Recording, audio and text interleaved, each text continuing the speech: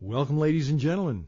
It's Thursday, another tea day, and it's time for What It Takes Radio and 10 minutes of clarity.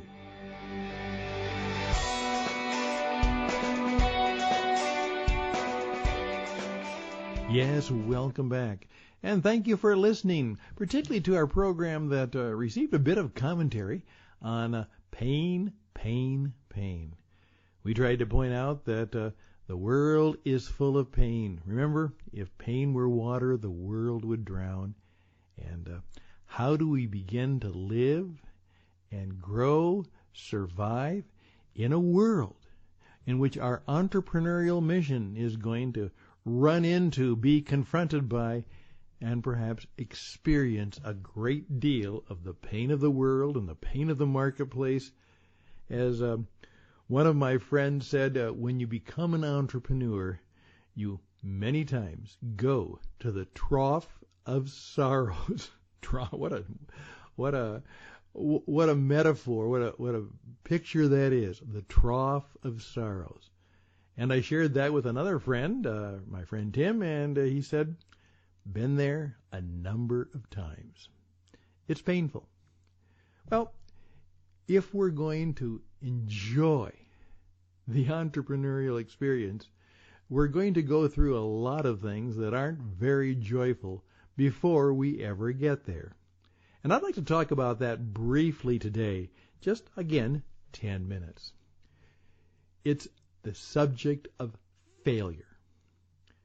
Now, here's what I have discovered in very personal, as well as perhaps experiential, as well as perhaps research, that the fear of failure is one of the primary fears that obstructs us all. Fear of failure. We don't want to go through that. We don't want it, whatever it is, to fail. And so, here's what happens, that most of us avoid doing many things because of the fear of failure. We just simply don't go there. Now, I'm going to tell you a story about someone who I believe, because I had actually tried to help him in many ways, and I had actually put him in an opportunity where he himself, and he may be listening to this and he may or may not recognize himself, but here was the situation. He had the opportunity, a great opportunity, and I helped make it possible for him.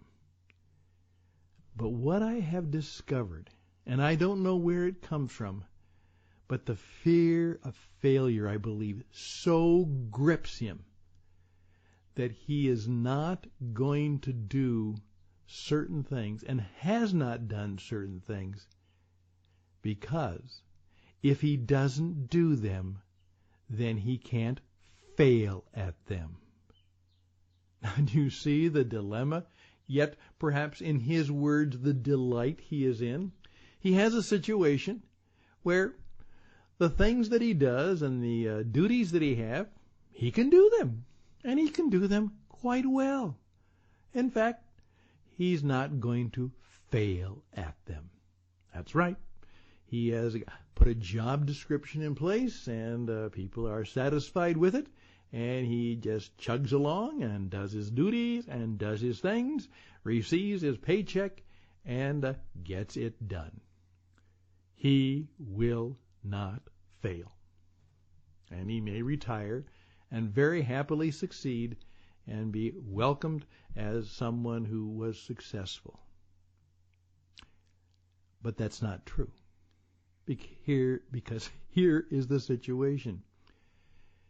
The opportunities are still there.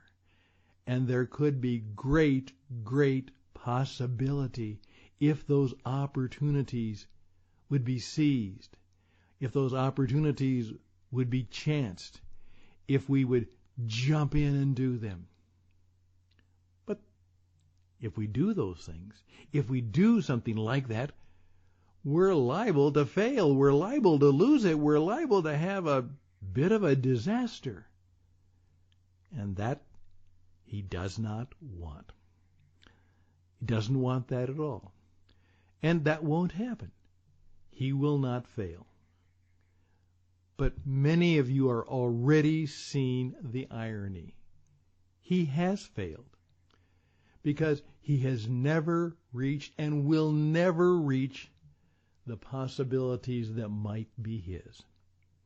He has the opportunity, has the possibilities, but he will never grasp them. He will never go for them. He will never strive out and reach them. And so, he failed. I'm also thinking of a friend who had an opportunity, but it was very, very, very chancy because it was a tough competitive arena. It was in the entertainment field, and he was working so hard to make it happen. But life came along, and marriage came along, and then some children came along, and he is now settled in to a job that he can do well, that he can fulfill.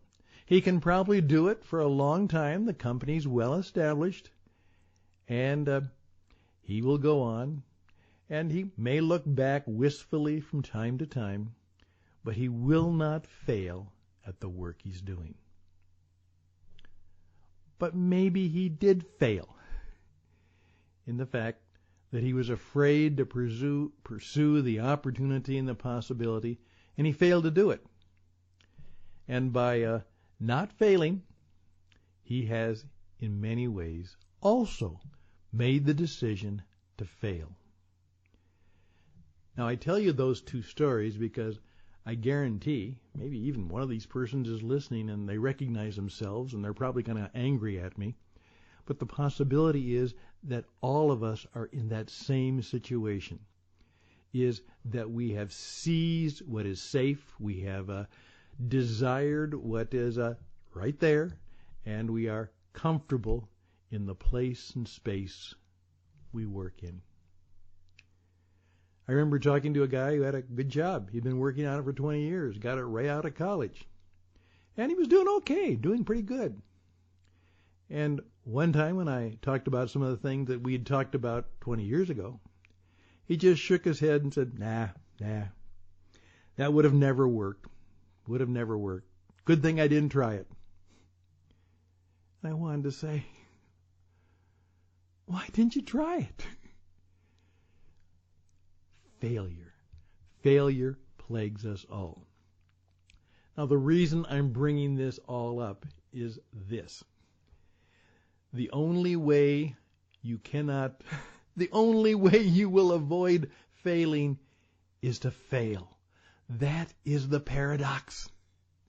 If you do not seize opportunity, you will fail. And the only way that you will seize opportunity is by taking the supreme risk of failing. Guess what? Since you're going to fail anyhow, why don't you try? By the way, the people who have succeeded the most are those people who have failed the most. Did you know that Steve Jobs was fired from Apple? The company that he founded fired him. He has a number of F's on his resume before his success and now his legacy reputation as a world-class entrepreneur. Everybody who has made an A+ is living with red F's. They have failed. Oftentimes, multiple times. Oftentimes in ways that have been very, very difficult for them. We're going to be talking over the weekend about a wonderful story called Make Them Suffer. Now, it sounds terrible, but it's actually kind of funny. But it will have a great and wonderful lesson to them. Make them suffer. You'll enjoy that. It's coming up this weekend. I learned it from a mentor of mine, Stephen Pressfield. Make them suffer. And there's a great moral story in the story of making them suffer. But I simply want to close down today by affirming to you that you will fail. one way or the other. You will fail by refusing to fail, and you may fail by going for it and failing and having to start again and again and again and again. That old wonderful story about after the 5,000th failure of Thomas Edison to get the electric light bulb right, when he was confronted with his failures, supposedly the wonderful line, he says, "No, I have not failed 5,000 times. I have successfully discovered 5,000 things that don't work." Fun story. Maybe it's a bit of an urban legend.